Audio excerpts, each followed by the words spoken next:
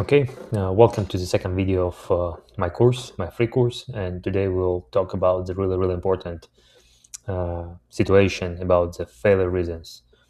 You will understand why a lot of kids quit the basketball, quit sports. Not only about basketball, it's in general, but in basketball it's more obvious because these problems are everywhere, and even if you don't realize it, I mean, believe me, it could be appear at any moment. So you have to be careful as a parent who really cares about it, about the future of your children.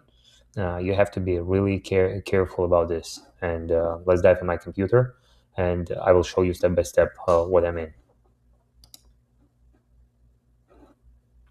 So this is the second video of the basketball development map course. It's a free course, and if you didn't watch the first video, please go back and watch it from the beginning.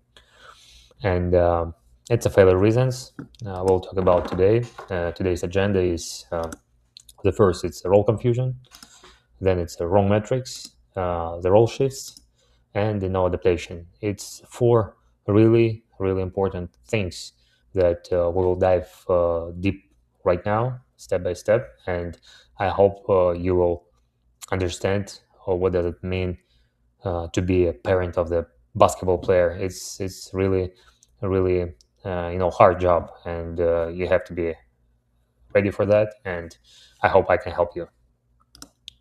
So role confusion. So what does it mean? It's the parent's ego. It's every time number one reason that kids fail in sports. It's the parent's ego.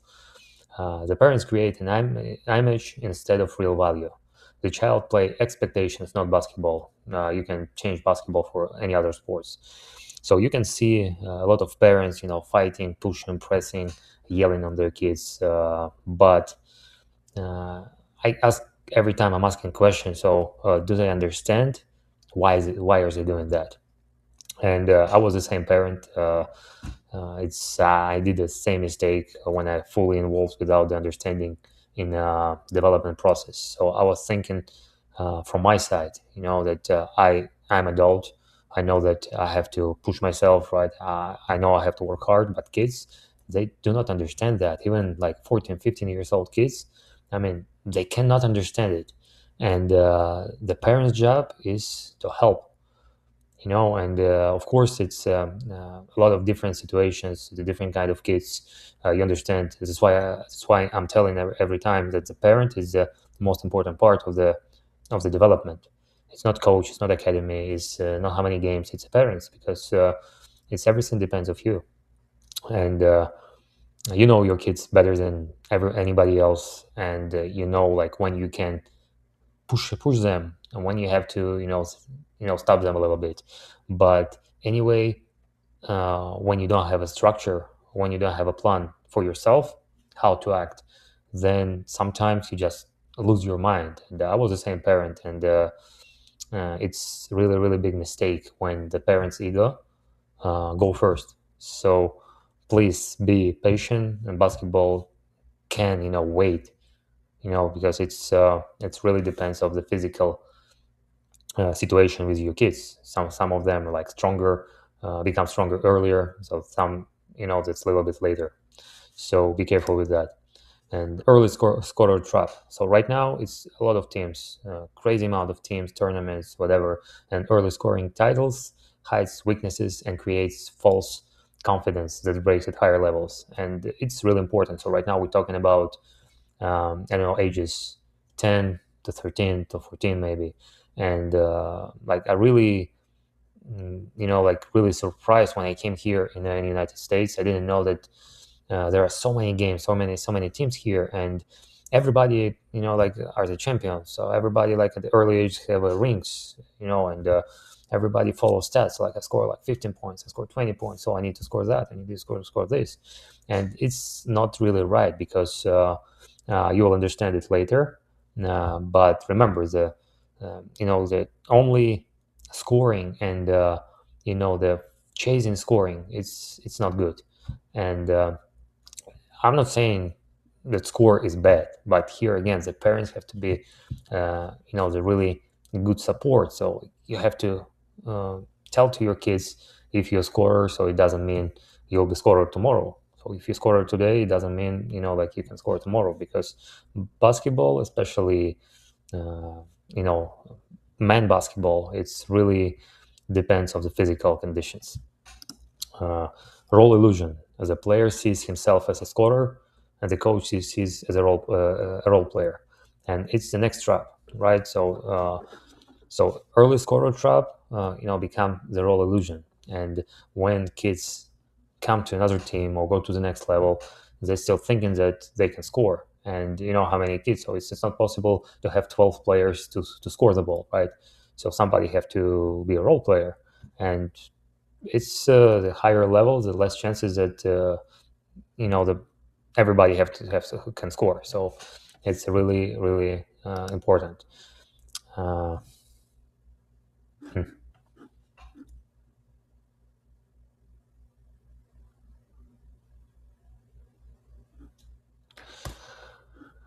Sorry, this is from the last. I have to delete it.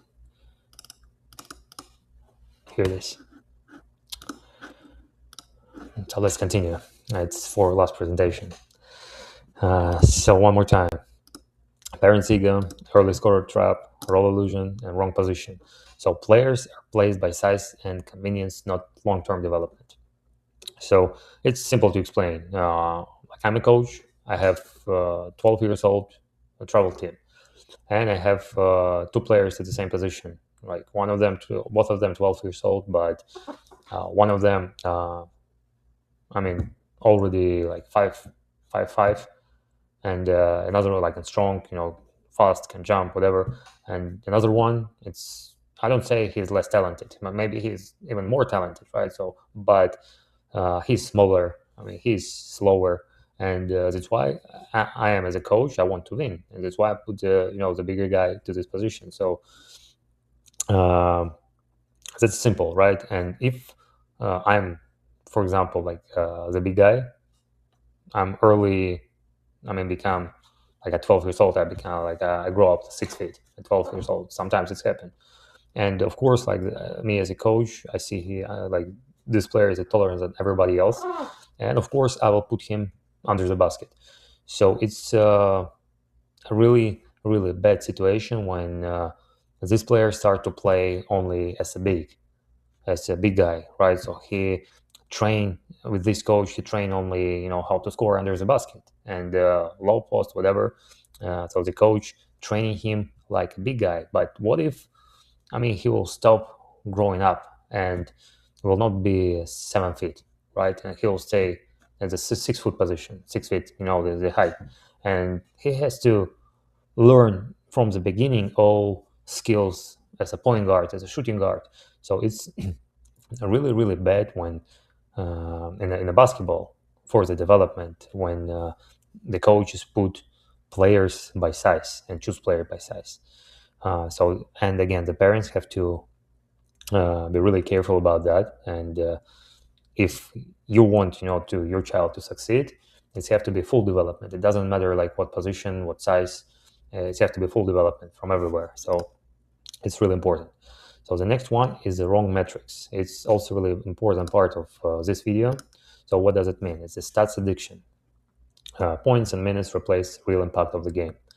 As I said, everybody right now want to be scorers. Everybody right now like wins the championships with the rings, medals, whatever. Like 10 years old, everybody have the stars, and everybody watch highlights. We'll talk about this later. And actually, stats, it doesn't matter right now at this stage. So we're talking about like 10 to 14 years old. So me as a, for example, coach of high school varsity team, I don't care how many points uh, my player scored like when he was 10. Like absolutely don't care. So I will not even ask. Like I will see him right now because it's completely different basketball. So the kids basketball is more development and joy. They learn from mistakes, learn the principles, the fundamentals. And me as a coach of the college team, of the varsity team, high school, I don't really care about this. How many points he scored when he was 12? Even if he scored like 100 points, I don't care. So I will check him right here, right now, and if this player is not fit for my system, he will not be in my team. So that's really, really bad for players and parents, to think that right now it's really important to score. And next is highlight culture. So clips matter more than decisions and consistency. And again, so today's NBA basketball, I believe it's make a huge impact for the youth basketball, and I can't say it's good because like every team in NBA, so have the franchise player, have superstar, right, and nobody cares about like from the youth players. Nobody cares about the role players in an NBA. Everybody watches Steph Curry, everybody watches LeBron James, Kevin Durant, Devin Booker, whoever is, James Harden, and they think they like can be like him. I mean, it's possible, yes, but what the chance, that they will have the same role like these superstars? It's very different. Like you cannot think that you are the superstar. You have to make the full development of your child. You have to give them understanding that they have to work like in a specific way, and not just spend time in the gym. It's have to be a good plan and good development process. It's have to be structure. So highlight culture is really bad when people just see highlights and try to do the same. It's killing basketball. It's killing development. So exposure illusions, tournaments and visibility without readiness create pressure, not progress. It's one of the biggest parts as well, because the parents also wants, like, oh, I need play, I need him to play. And for example, in my academy, I don't have travel team because I don't see anybody ready to play basketball, and it's weird for me when parents bring the child to my academy and say like, oh, he's playing basketball for 5 years right now. I say, how old is he? He's 12. So he played basketball since he was 7. And so, okay, so in my vision, that if you play 5 years basketball, you have to know a lot of things. You have to understand a lot of things. But when I start to check this player, I mean, he cannot shoot properly. He don't have coordination. He don't have balance. He just wants to dribble and shoot the ball. That's all. And the parents ask me, "Oh, I do have trouble team. I need him to play. I need him to play as much as possible. I need him to score points. He's a good scorer. I mean, really good leader." But I never, until now, working with travel teams. I don't like this. I like the development process, and I like to prepare players for the other teams. It's a different, the mindset when you coach in travel team or you are a development coach. So I don't want to be the travel team coach. I don't want to be a head coach. I like to help people, to reach results they want. So a lot of games, a lot of tournaments is not good. As I said, it's even if you don't see that, the players have huge pressure, like inside them if they play, even if they don't show this. I know it for like for myself, from my experience, because like I was a really good youth player. I was like one of the best in Europe when I was like 12 years old, 13 years old. So I mean, best in Russia and et cetera, et cetera. So, but every single game I felt pressure. Like I love basketball, but like since my dad pressured me a lot, like I really didn't show that. I had some, some pressure inside, but it was, and it like was with me until the end of my professional career. So that's, I mean, it's really hard to read of this. So first practice, then games. When the players are ready, then it's good, like to play as many games as you can. And more trainings, of course, is not equal better results. More games and workouts without structure don't equal development. So remember this forever. If you want a real result, if you want a real good development, you have to structure your plan. You have to know like what you do from A to Z, and it's really important because just spending time in a gym, it will not give any advantage to the kid regarding of the professional basketball or D1 player. And that's why I'm telling every time, in basketball, Mamba mentality by itself, it doesn't work. I mean, of course, it's every time some exceptions, but in general, if you want to succeed, if you want to increase the chances to succeed, then you have to make a plan and follow this plan. Make your plan, work your plan. Okay, so that's a structure. So it's have to be like that.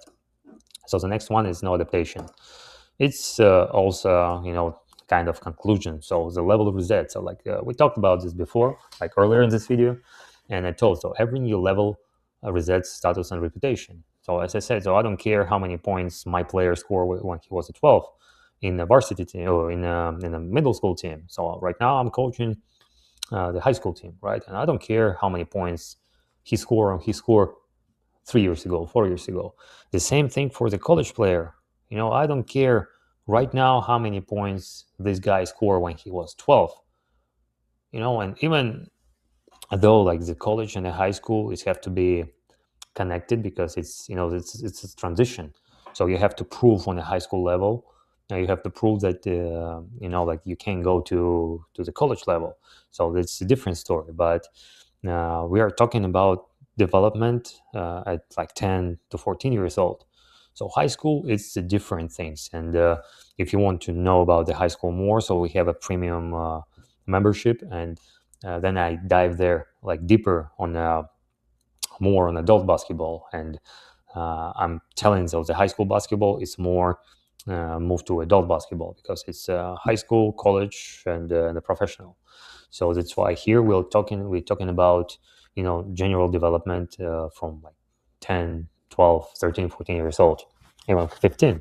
So that's a JV team, right? So role compression. So higher levels means less freedom, more responsibility, and discipline. Again, I see. So I didn't change this. Sorry, from the last. No adaptation. Okay, so let's continue. So level reset, role compression. Yeah, role compression. Just a little bit too late. That's why stuck a little bit. So the higher level means less freedom, more responsibility, and discipline. So what does it mean? If, for example, in a middle school team, the coaches usually so they try to discipline players. Most of the teams just play without any idea. But in high school teams, it's where the basketball starts to look like a basketball. So most of the coaches right there try to follow the system. And of course, each player are limited with the freedom. So, and that's why, like we talked earlier about the highlights, you cannot follow superstars. You have to follow role players if you want proper development, if you want to understand what you have to do to play basketball. Because it's easy to be a superstar. It's weird to say, but I mean, it's crazy difficult to become a superstar. It's like amazing, like it's amazing luck, amazing work, like everything together. But like it's really easy to be a superstar. It's really to be a leader of the team. I'm not telling it's easy. It's easy mentally, right? Especially when you went through a lot of things and you had a proper development, you have a proper mindset. It's easy, right? So because during the game, I'm not telling about the last minutes, for example, right? So the last shot, it's a different thing. But in general, so to be a superstar, that means you have to do whatever you want. And that's a problem for following superstars because nobody has so much freedom as them. And if your child will follow Steph Curry and start to shoot like this, guess what? After first shot, he will go to the bench. After second shot, he will never come to the game again. It's a rule, and you have to understand that the discipline is everything. Like at this stage, and you have to find identity. You have to find the moments when you have to show up. So that's I mean, it's not easy, but it is what it is. So if you can do this, if you can find the way how you can prove that you're the best scorer in the team without shooting like Steph Curry. I mean, the same positions. If you can find this, then yes. So that's why it's not so many chances by the stats to become an NBA player. And so the discipline and responsibility is higher you go, is the more responsibility and discipline you have to gain. So start to role player, it's the same. So we're talking about the same. So most players are not mentally ready to lose star status. And since we're talking here about the failure reasons, so this is one of the most popular reason when the players who was the leaders of their team on the early age level, like 12 years old, 13 years old, they score everything. And then they go to high school, I don't know, like 15, 16 years old, JV or high school. And guess what? I mean, they don't have a time to play. They don't have, chances to shoot the ball. And they say, like, what's going on? Like, I was the best player of the team. So why I don't have a ball? So it's a conflict inside the player. And it's really, really dangerous because it could be burnout. So I know a lot of players who just quit. I mean, it's hard. It's really hard. It's really hard to don't play. And at all stages, I'm trying to explain to the parents and to the players that you can't expect the minutes right away. So if you get a team, if pass tryouts and go to the team, it doesn't mean you will play. Like it doesn't mean at all. So you have to be ready for that. It's a big part of mental problem. That's why the kids are losing interest to play basketball. So, I did everything. I'm better than everybody else, but I don't play. So I can score, but I don't play. So coach don't like me, so I'm quit basketball. So that's really, really important and really common reason for kids, for youth players. So adapt or die. So players either adjust or disappear from the system. That's what we talked about right now. So either player could accept the role that coach will give to him, or he will not play. So coach will not take him in the team. So he will not play him, and less playing time, burnout, disappointments, and quit. So that's the parents' job to follow that. And really good advice from me to you as a parents. Don't think that if your kid's like 15 or 16 years old and he makes, D1 or something like this. D1 is different. Like, okay, high school. If he's playing high school, if you get a team, so don't think you have to, stop controlling that. Maybe in a different way, but you have to put your hand, I said, like even more to your child to help him. And at 16, 17 years old, you still have to impact, his future. So because it's really important, it's huge. It's huge part. So like the summary. So like what we can talked about. So we talked about everything important about the reasons of failure. So early success is misleading. So role matters more than stats. Development requires structure, and adaptability decides the future. It's really important. These rules are really important for you to understand. And if you as a parent could, give this idea to your kids, I guarantee you will increase the chances to succeed in basketball. And it's simple. So like, don't look at statistics that you have 0.00001 percent to get an NBA. So at this way, so until like 11, 12, 13 years old, 80% of the kids will quit. Not 80, like 50% will quit. So then in the next 2 years, like 30, 40 more percent will quit. And then like more and more people will quit because they don't get what they want and what they expected. So if you make your development step by step with a good, plan, so it's going to be easier for you and easier for your kid to understand like what he have to do, and not just burn out, not just lose interest to play basketball, and he'll love the game. So that's it for this video. Hope you enjoy this conversation, and I'm trying to give the best information to you, and it's proven information. It's proven by me, by like thousands of people. I talked with a lot of players, coaches, parents, and I guarantee it's 100% true. Like whatever, everything what I say here in the next videos, in the past videos, it's 100% truth. So if you like and want to go deeper understanding of the development process, you can join the premium membership. Okay, so it says premium community, but it's the same community, but with the different features. You'll get absolutely everything you need to know about basketball development with a much more deeper, understanding. So I will provide a lot of information, and you'll get a weekly question answer calls, and you'll I will involve the professional coaches, European players, American players who played in Europe NBA. That they could participate in these sessions. It's going to be weekly, and it's going to be super interesting. You can ask any question you want, and I could help you. So also you will see the game situation drills as additional courses. So like all video information you will get. So it's exclusive courses such as shooting, IQ, everything you need to know about basketball. And if your kid's already playing, it's really, really good for them.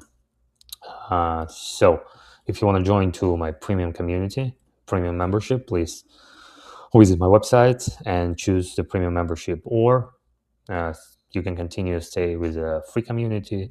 You'll still have a lot of information during the communication with other parents, with other players. So anyway, stay with me, and I will do my best to help you to understand the whole process of the basketball development.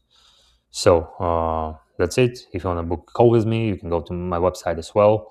And if you want to work one-on-one with me, like a mentorship, you can find the program in the classroom as well. So you're more than welcome to book the call. I don't have a lot of spots available, but if I have, you will see it in a calendar. So if you really care about the future of your children, of your basketball player, then join the community, and let's go. See you in the next video.